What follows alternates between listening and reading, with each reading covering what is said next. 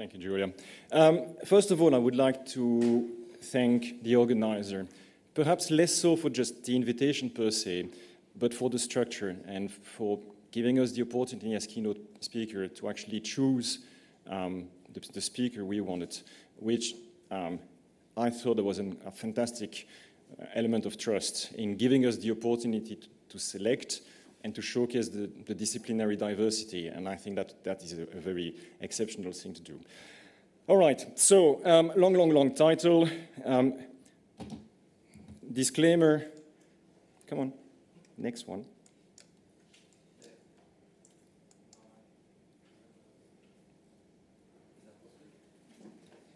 That starts well.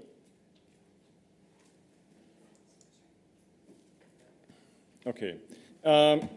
You're not going to see a lot of beakers, but you're going to see a lot of graphics. And I'm very sorry about that.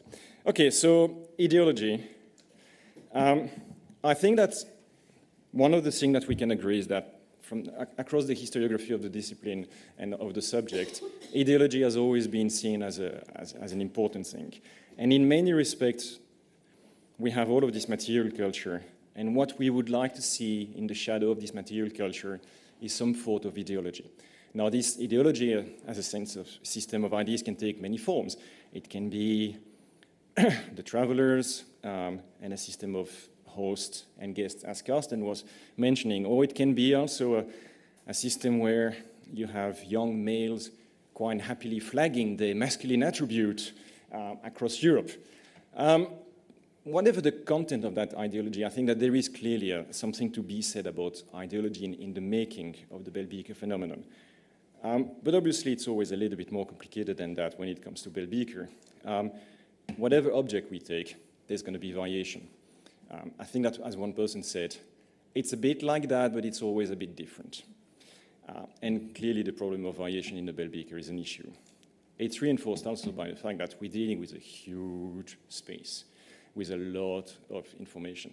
And also, in all fairness, and I'm going to be maybe a little bit unpleasant here with the field, it's not always that easy, for instance, to create something like this. I mean, this is a map. It's one of the very few maps one of the very few data sets that I know that is point-based, rather than the sort of potatoes of shade color that I have been guilty of doing in the past. But there are not a lot of very openly published data set where you have a ready-to-do spreadsheet. So there's a question here also in terms of the availability of the data. But hey, enough of a rant. How do we tackle that? And I think that from a formal point of view, one of the ways of tackling that diversity in terms of material culture, but also in terms of space, is, for instance, through the use of social network analysis. So where you have a series of archaeological sites that can be conceptualized as nodes, a series of potential connection between those sites as edges, and what one is trying to do is to identify a level of similarity for whatever material culture, whatever we want to take into consideration, to try to identify if there is any sort of structure. And there have been a series of recent attempts at doing this, and I'm here flagging 3 examples taken from the literature, including one that was only published. I think that this Spanish example was only published a couple of weeks ago. And these studies, to me, are extremely interesting because they have something that I've always valued in my work, which is an element of formality from a kind of statistical point of view, the way the data is organized. It's also reproducible to some extent. So I think this is a very elegant way of approaching those questions, much more so than, once more, the sort of drawing potatoes on a map, where I plead entirely guilty. However, I do have personally a series of issues with social network analysis or these sort of approaches. Before I go into the rant, I want here to flag what I think is an outstanding example of social network analysis explicitly targeting a question that we can consider to be ideology, and it's a court-de-tour example. It's the work done by Bourgeois and Krohn, where what they did was to map the location of certain types of material culture in left-flexed and right-flexed burials, make a social network analysis, and this is a very, very rich and thick, dense paper.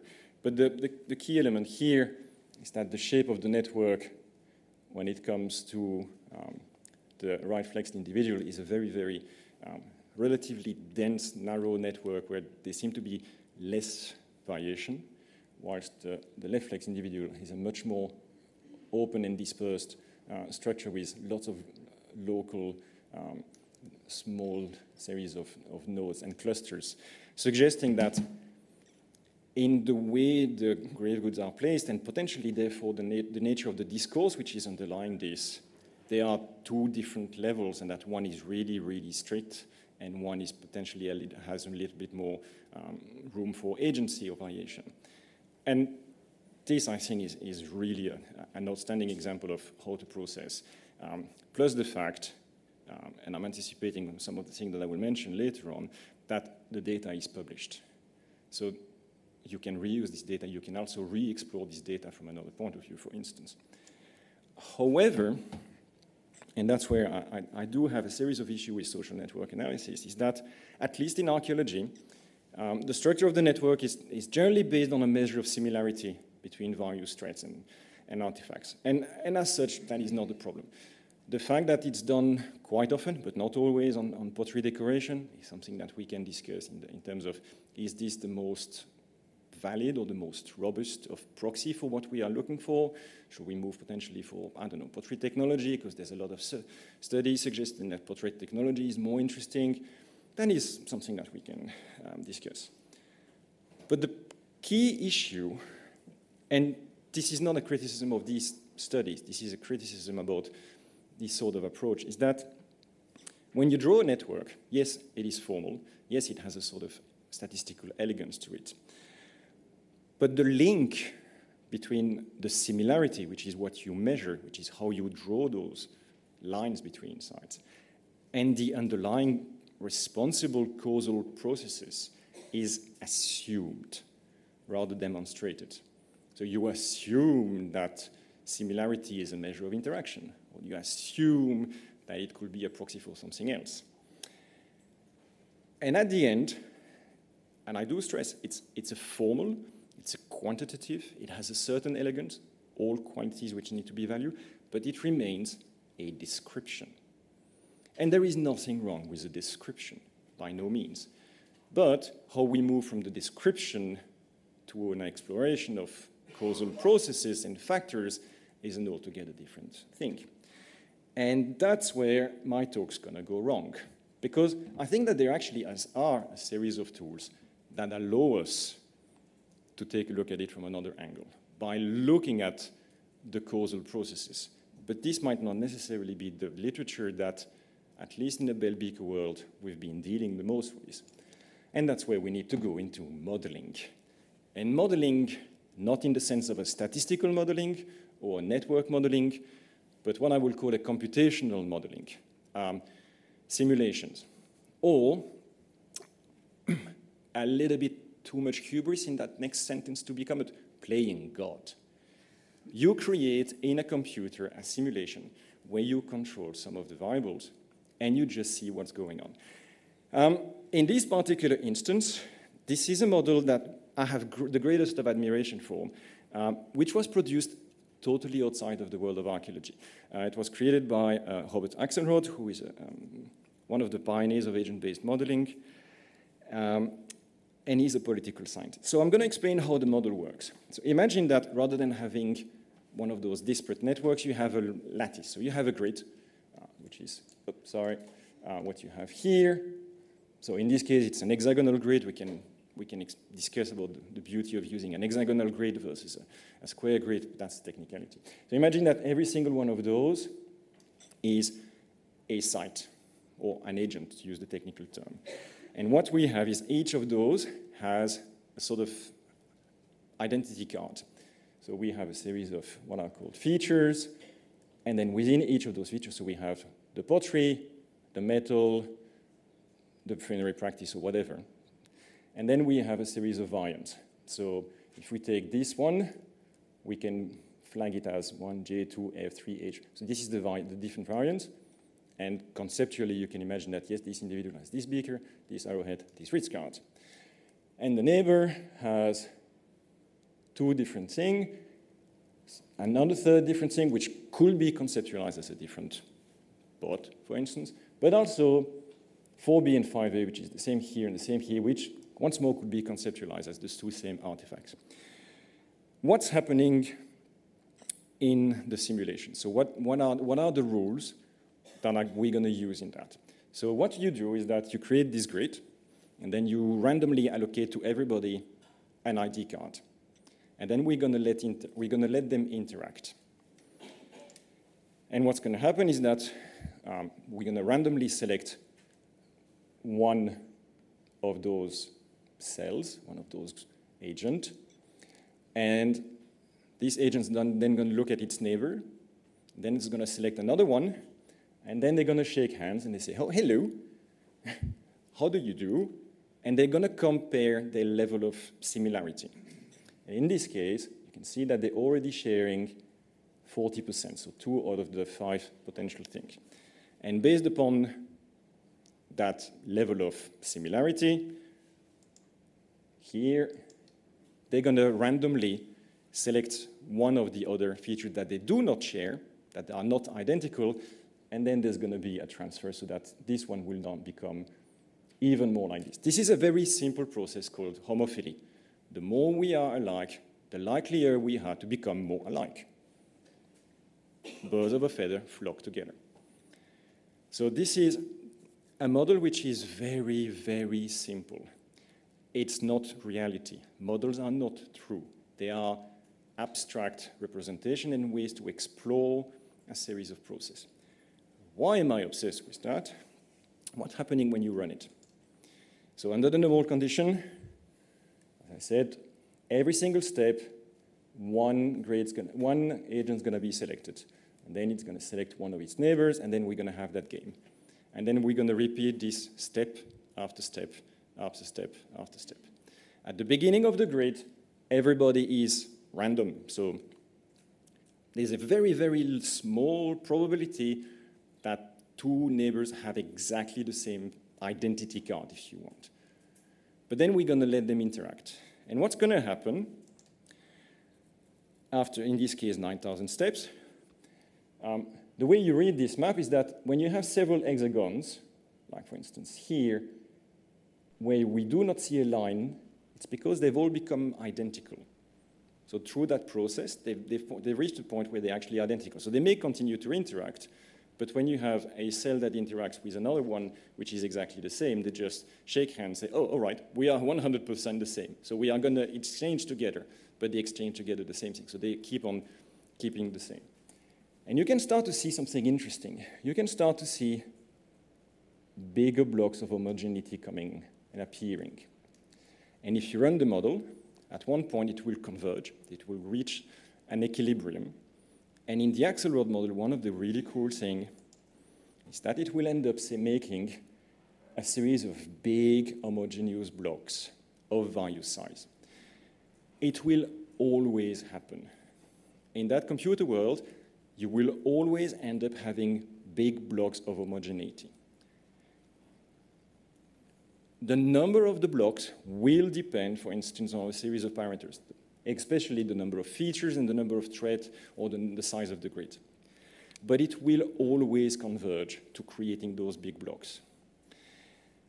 You cannot predict the number, the precise number of big blocks. You cannot predict their location. You cannot predict their structure. So I have no idea.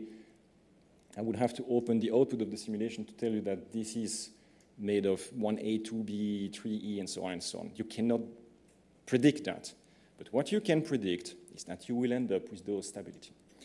Now, for those of you who know a little bit my work, you may already see why I'm excited by that. This, at a very conceptual level, it was not ever intended to be this. But what it ends up creating is what I would call spatially stable configuration of threads, i.e. places where everything is the same. Or archaeological cultures. in the sense that you have a series of traits which are equally shared and that it creates a perfect world where all those traits perfectly align. I'm not saying that this is a model for an archaeological culture. The reason this is elegant and interesting is that it has no assumption. The only thing it does is people interacting together and homophily, and it creates that viability. It creates that variation. We know what is the causal process here. Now, you can play with Axelrod. The literature is outstanding. You can look at it from a network point of view. And for instance, that was a paper done by Damien Santola 15 years ago, where they added an extra rule, which is that when people try to interact but they cannot because they're totally dissimilar, then they just decide, okay, you know what, you're not like me, we're never going to interact anymore. And what's happening when you run in the making, by severing those ties, you increase the fragmentation, and then it becomes a series of totally separated networks, each of them behaving according to the same rule. So this is just another way of increasing that fragmentation, but at the same time, they are all similar. And you can do a lot more things. A few years ago, with my colleague and friend Cornelis Drost, we explored various dimensions of that paper.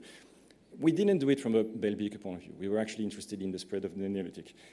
And I'm not going to go through that. But we did add an extra series of parameters to see what was going on. And it's a formal exploration.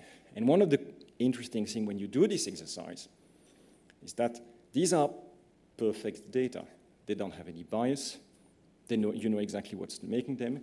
And yet, they are really, really hard to describe. And one of the things that we really try to do in that particular paper is to say, you know what, if it's already very hard to describe this sort of data, how are we going to describe it? And does it help us to maybe reconsider the archaeology from another point of view? Now, why am I talking about this? Let's go back to the idea of the network. In the Axelrod model, or in an awful lot of networks, you start from the assumption that all the nodes are the same. But we know that in real life, it's not necessarily the case. You may have what is generally the outcome of the analysis, what people call a scale-free network, i.e. there are nodes which are more important and have more connection than others. Now, if we go back to archaeology, Bell Beaker, ideology, do we have some of those big nodes, what you can call a mega node or a hub? Do we have things that conceptually we could think, oh, well, maybe that's the kind of stuff that we have? Obviously, we can go really, really, really big hubs. Not all of us have a site like that in their backyard. But we do have an awful lot of work being done on those outstanding sites saying these are clearly places that are acting as hubs, that are drawing together different communities, that are presenting a higher level of connection than just your normal little settlement. You also have a site like Brodek, where work being done on the pottery does demonstrate that indeed this is a site that is pooling probably the activity of various social units, and it's represented in the pottery technology and the viability that you get there, suggesting that actually a site like this is a place that's connecting different social units, I'm going to say, together.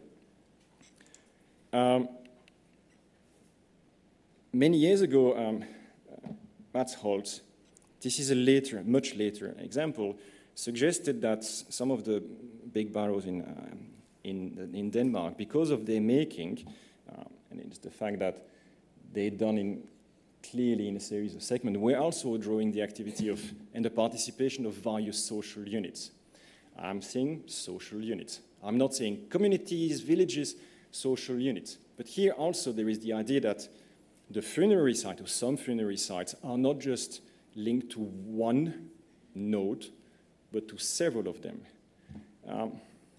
And obviously, if we look at it, for instance, using strontium analysis or oxygen analysis, we do also know that, in a way, these sites are, because we identify outliers, this is telling us that we also have nodes that are connected together, and some of them seem to have more outliers, or maybe some of these Cemeteries are actually being used by different social units. So we have quite a lot of archaeology saying we have those, and my hypothesis would be that when we see those nodes, they are generally associated with places where we expect something that is ideological to go on. And that ideology here plays a really key role in increasing that level of connectivity. Now, we can tackle that from very different angles. We can tackle it, where I get my fun, from a hard modeling point of view. And what you will do is increase what is called the neighborhood. So rather than having in a grid cell, just looking at your phone in next door, you can just say, okay, when I'm going to select one, for instance, if I take here, if I'm going to select this is the one that is going to interact, rather than interact with all of its neighbors, its immediate neighbors, it can interact with more neighbors. It is more connected. This is one way of conceptualizing it, and there is some really interesting literature within the Axelrod use of the model showing that it will have implications. And in a way, it's the kind of thing that, with my friend Nellis, we were doing from a totally different point of view, but creating imbalance within the grid by allowing parts of the grid to be more active. The result of that modeling actually doesn't really matter. It was actually done for a different purpose. What it did teach us is that when you start toying with that, it creates things that, first, that's the beauty of agent-based modeling, you did not expect. And B, it's becoming really difficult to describe, which then led us to sort of, it's always similarity. We are always measuring similarity. We know full well how these agents are interacting, and yet it is throwing stuff that we do not understand because we do not know how to describe it. So if I imagine that the same is happening in archaeology, what are the tools that I need to describe? That is one way of doing it. And you probably have noticed that I'm really obsessed by that particular model. I would be very, very happy to re-explore that model. And I was actually having a coffee not so long ago with Nellis, and we just thought, yeah, that would be fun. Let's just hang around a bit together. There might be another theoretical angle that we can take. And I think that here, perhaps in a slightly unexpected way, I'm going to echo some of the general themes that Martin was echoing yesterday. And I'm not speaking about politics. I'm referring to another body of theory. It's mostly political economy and economy, which is called collective action. And it's the word by Elinor Ostrom. And the question she asks is, how sometimes do we have small groups of people managing to share a resource and to continuously share this resource over the long term without destroying it, and without the fact that some of the individuals will be so selfish that they end up destroying the activity of the group. And one of the things that she stresses is that for such units to work, you really need very strong social norms to be active, and especially symbolic boundaries, ritual beliefs are part of those key norms. So that in a way, that ideology will be fundamental in the making and the maintenance of those groups. Now, why am I interested in collective action? It actually is resting upon a combination of a lot of hard empirical data. And there is something called the Ostrom law, which kind of says, if you can explain an awful lot of empirical stuff together, then you should try to make a theory out of it, rather than just keep at the very general empirical level. It is also rooted in an awful lot of game theory, a little bit evolutionary theory, which makes it, at least to my eyes, extremely formal and extremely interesting. I don't know if any of you are into game theory and prisoner dilemma and sequential game prisoner dilemma. It's fun, it's formal, they're abstract, they don't speak to real world, but they help us to encapsulate and identify properties. This being said, what Elinor Ostrom eventually highlighted, and it's mostly done from a socio-environmental point of view, which is the other part of my work. That's how I came there. She aligned a series of principles which are really needed for those collective action, for those collective to work. And you have them on the list.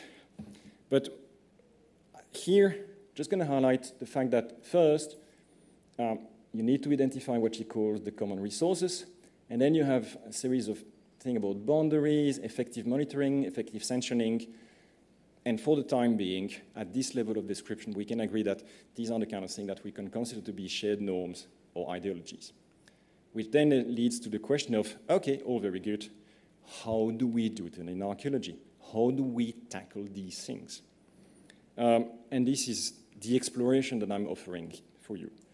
I think that we can actually revisit quite a lot of that body of data that we are assembling, not simply to say, oh, we have outliers, oh, and it happened also to be mostly women, and therefore we have patriarchality, and ipso facto we have patriarchy, da-da-da. Enough, thank you very much. Maybe I'm an old man, but there is so much I can stomach about the same conclusion being parroted again and again and again. I think we need to move on to another level. But there are lots of difficulties from a technical point of view in the way we can use strontium, in the way we can use oxygen. But one of the things that we can potentially revisit, and there is some work done, for instance, by Claudio Cavazzutti, suggesting that we can try to encapsulate what is the local. Can we identify different catchments? Can we actually identify different types of common resources? When we look into one of these nodes, can we start to get a better idea of how much it is attracting within the local landscape or not? So that down the line we can start scaling things. Another thing we can do is to go back to the underpinning of social network theory. And I need to make here a quick digression about something called beta diversity. So when you do social network, what you eventually do is that you measure how much this particular node is different to this particular node, and how much this particular node is different to this one, to this one, to this one, to this one, to this one, and then you try to draw a map. The way this is done is actually using what is called in community ecology beta diversity, and there are different ways of doing that. And for instance, in my case, I do have a thing for the Sorensen dice index.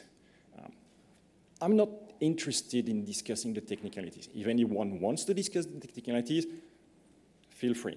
What I'm going to show you exists as a piece of code, which I would be quite happy to discuss. The reason I'm interested in that is that it can be used to describe a social network, but it can also be explored from a statistical point of view, a universe where I am more at ease with the huge body of theoretical ecology. So what I did, I could not actually find, that goes back to one of the points I was making, a Bell Beaker data set that I could plug. And I was not interested in using pottery decoration. I was interested in exploring a data set in terms of ideology. And maybe it's just a limit of my knowledge. I'm perfectly happy to admit that. So what I did is actually to take the code ware example, because that's published, and I made a series of slight modifications. I reworked the data. For instance, I had to make a subset and remove all the individual sites from one region, because otherwise it's just creating an awful lot of noise. And I run my beta diversity, and then I run what is called a multidimensional scaling ordination algorithm, blah, blah. Doesn't really matter. At the end, what it does is that it plots every single one of those dots in a bivariate space. And I can color those dots at will. And what I've done here is to color the right flexed in red versus the left flexed in blue. And you can see that the red flexed is plotting in a narrow space than the blue, which is actually exactly the same result as the bourgeois and Krone result. There is less variation. And I can show that also using a violin plot directly on the measure. This is a sort of proof of concept. I have to be honest. When I did that and I looked and said, yes, it works, because otherwise I would have been in trouble for my talk. So that actually is just another way of looking at the same data with the same measure looking at the same signal and starting to explore it. And then my assumption was, okay, what if I now try to group those sites using, for instance, regions? The Bourgeois and Krohn data set does not have locational data. It doesn't have lat and long. And I didn't have the opportunity just to go through that. So the way I've grouped, from a geographical point of view, all of those sites is just using what they call the provinces, which is a drawback, but as a way to start playing and exploring a data set, it's just going to make do. So what you have now is exactly the same graph. So the dots have not changed. What I have changed are the colors. And I have here colored all the points according to those provinces. This is the first proxy in terms of geography. And you can start to see that, okay, they all seem to plot kind of in slightly different ways, but not exactly. It's really, it's a messy signal here. Once more, sorry. This is not Bell Beaker mess, this is coded ware mess. This is just archaeology in a way. So when you have that sort of mess, you can do more stats. I'm not going to bother you with the stats. Just going to break down the signal into the x-axis and the y-axis and try to see whether or not every single group plots in a different way. And you end up with a series of graphs like that. And what I have done here is the colors correspond to groups that, statistically speaking, plot in the same part. And what is quite interesting, which I was not expecting at all, is that when you have a group that plots in a different part in the x-axis, it also plots in the different part in the y-axis, which shows something about the power of ordination as a technique. But you can clearly just say that when you have the series of sites that are up-left, they are clearly up-left and differently so than other groups. Now, why am I doing that? And this is the exploration. This is something that I'm willing to keep on going. I think that this is a way to first sort out the geography of those signals and identify centers of gravity and reorganize the variation. But we can also ask ourselves, if we now have regions which have a higher level of diversity or a lower level of diversity, can we make an assumption about the power of the social norms which are underlying that? And how does that help us to approach the role of the ideologies in the making of those communities? There is a point where I needed to stop. This is where I'm going to stop. And partly because the data set is actually secondary data set, it's a coded ware data set, and I didn't have time to keep on playing, even though it's really tempting. So I'm going to move for my conclusion here. And rather than conclude, I just decided that I'm going to ask myself some questions and provide the answer immediately. So I'm kind of helping you here, guys. So do I think we should consider collective action as a sort of theoretical body? I think that yes. And I think yes, because it's a formal theoretical body of knowledge. But also, hey, let's face it, it's a bit different from Bell Beaker as usual. And I think that there is a problem with Bell Beaker. Some of you may know some of my papers about that. Bell Beaker tends sometimes to be a little bit repetitive as a historiography. So a little bit of something else is kind of needed. Do I think that ideology played a role in the Bell Beaker phenomenon? Yeah, I think that this is all right. And now we're going to resume the discussion we had with Karsten, for instance. Do I think we need to identify the content or the meaning of that ideology? Kinda. And I think that it's very exciting. It's very informative. But I think that sometimes it can be a little bit distracting that we want to identify the meaning, and it can be distracting from understanding the properties of the system. So that they make a reference to something going on with the sun, in my way of looking at it, is just about enough. I can understand that it is not enough for other theoretical standpoint, and I value multivocality, but for that sort of approach, it's kind of enough, and it forces me actually to focus on the properties rather than on the content. Do I think we need to describe material, culture, and data? Yeah. But I think that the purpose of this exercise the purpose of looking at it from a computational point of view, or collective action, or anything fresh, is that we need to re-describe using other tools, other approaches. The record is rich, and we need to go beyond what we've been doing. We need to explore other things. They are hard. I am extremely likely to be wrong. Does it matter? No, because that's the job. We keep on doing something else. And I think that we need to value that diversity and always do it. We owe it to ourselves. We have made tremendous trends of jumping in terms of knowledge thanks to the development of other techniques, ancient DNA, strontium, the ability of directly date the pottery. But we also need to ourselves to go back to the diversity and the way we work with the material culture. And I think that from that point of view, sometimes we are a little bit not as good as we could as a discipline. The final 2 points are really Bell Beaker specific. Do I think that a model or a description where you have a network with big hubs, a scale-free network, is Bell Beaker specific? No, let's face it, it's actually so general, it probably applies to every single period. However, if it indeed applies to every single period, we know full well, we can feel it, that not every single period is the Bell Beaker, or that some of them have smaller network. How do we therefore describe those differences? Keeping the fact that they probably share some of the same fundamental properties, that is altogether really, really, really difficult.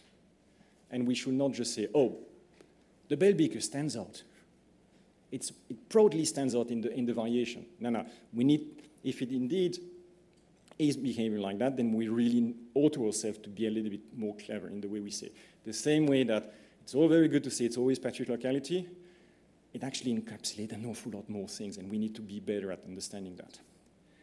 And now the last item is probably the more controversial. Do I think that any of this explain the Bell Beaker? And actually, no, I don't think so. I think that it's probably a good description. It's probably a good explanation of what I would call the mesoscale, some of the element of variation.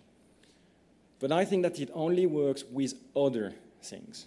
And I think that is also a problem that we have had in archaeology and in Bell Beaker, which is we tend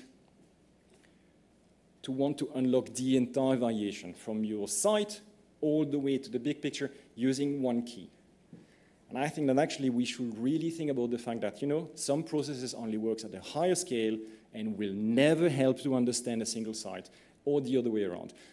That kind of stuff, if I were to put some money, I'm not a gambling man, I think it explained the mesoscale. It explained probably the level of formation of those groups that we know. But beyond that, I don't think it explained. What explains the higher level? We can discuss. But I think that this is just good enough for one level, not the rest. Thank you very much for your attention.